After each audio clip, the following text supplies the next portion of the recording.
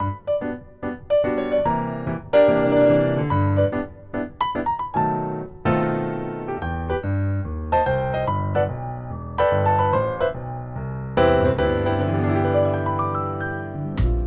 morning and welcome to Rich's World, and I'm Rich. I bought a new hat and I thought I'd talk about it. It's a tri-corner hat. It was worn by men in the 17th and 18th century. It was also called a Master 3 because it has 3 corners. You can measure your head, send the measurements to Thompson's, and they'll make it for you, custom. And I reenact for the local historic society. So I wanted a new hat, so I bought a new hat.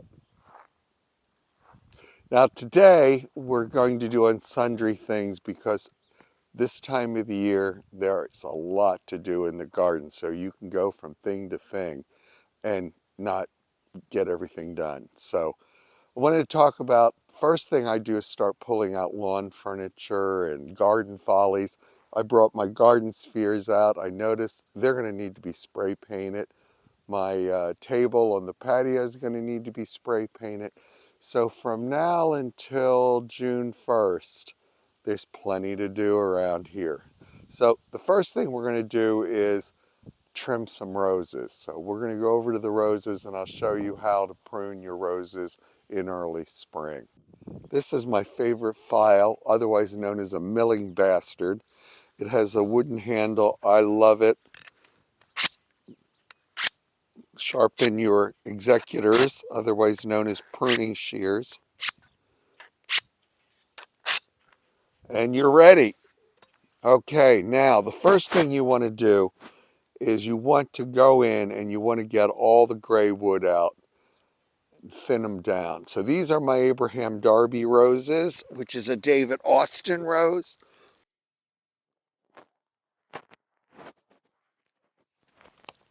I almost need the saw for this. You know what? I better get my saw out. If you don't have a little saw like this, get one. They're wonderful.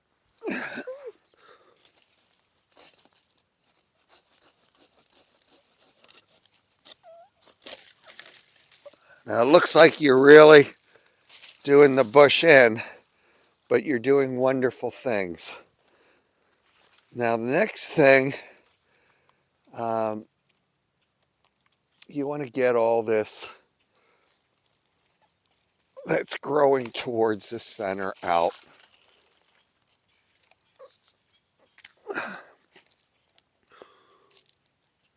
Let's see. I know that looks decimated, but that's the way it should look.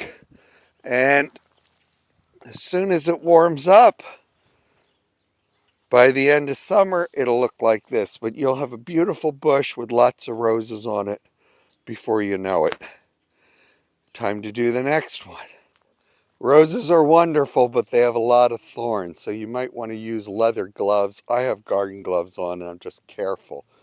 Picking these up, that's another story. I use a garden rake, pull them up and put them in a wagon and dispose of them. If you have to put them in the trash, you're going to have to cut them up into small pieces. Roses can be torturous and your hands look it afterwards, but the more you handle them, the more you get used to handling them. And this is basically the only thing you have to do all year is thin them out in the spring, feed them once a month, and deadhead them for the David Austin roses, and you will have beautiful roses. Next, I'm going to show you my tall grasses and what I do with that in the spring.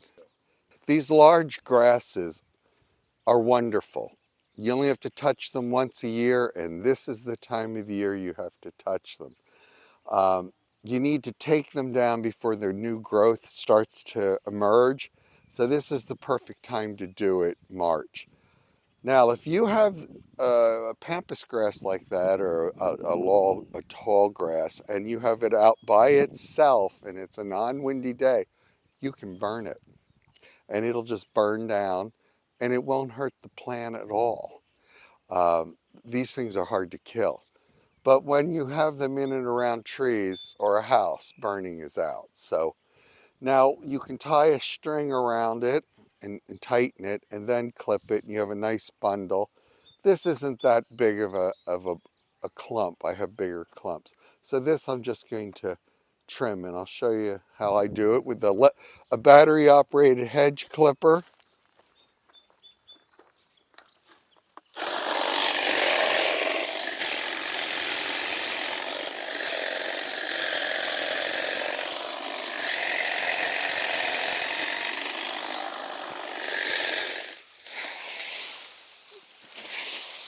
And this is what you're left with. Now, you can leave it like that, or you can take it lower.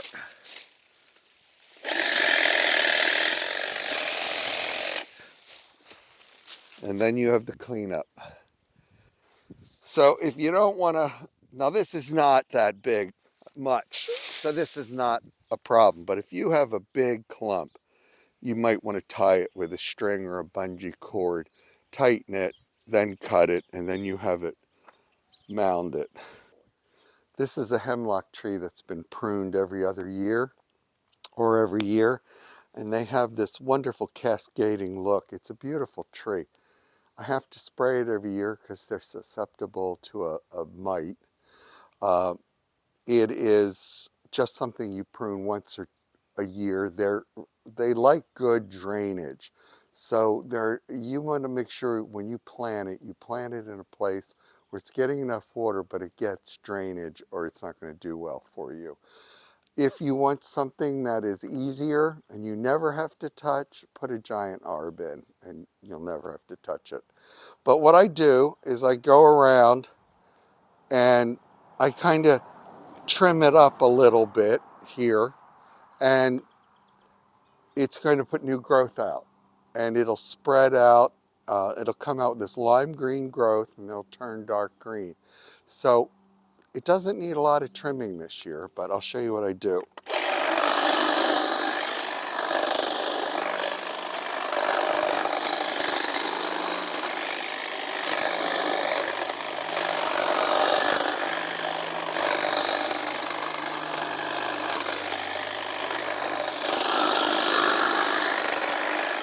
Okay, now I have to get a tall ladder out and have somebody spot me and top it. Now there's a bald spot in here, and the reason for that is I had a big flowering cherry tree here and it was blocking the light, and I thought it did not look well there. So I took it down, and so now we're trying to get this to fill back in.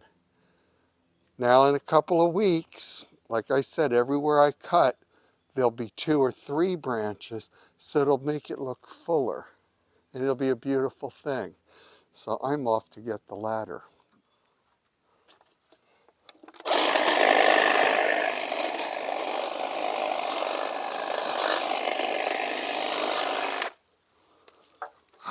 Dormant oil spray for fruit trees. It has a wide range. It says 2 tablespoons to 7. That's a wide range. So I figure each cap is about a tablespoon and a half, 2 tablespoons. So I think 2 of these will do it. That's per gallon, and I'm going to do 3 gallons.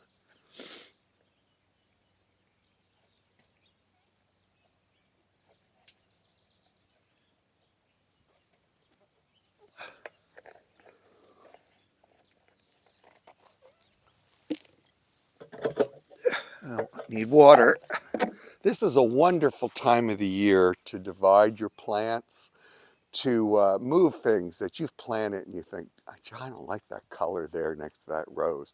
It's a great time to dig it up and move it. And it'll probably do super for you.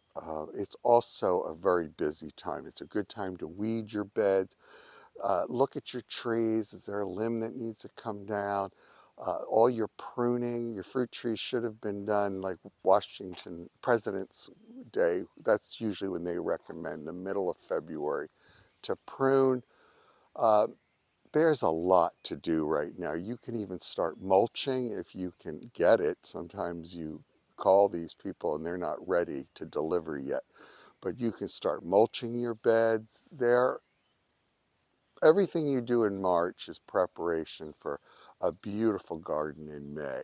So March and April are very busy months in the garden. And if you love to putter, if you love to be out, it's not going to bother you. Just get some pain reliever and sports rub. You're going to need it.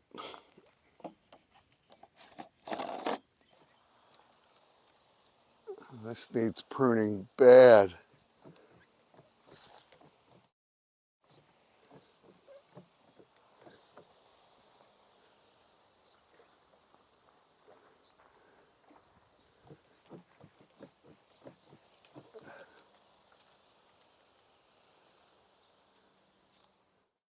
Thank you for joining me today in all my projects. I hope you get out and enjoy your projects.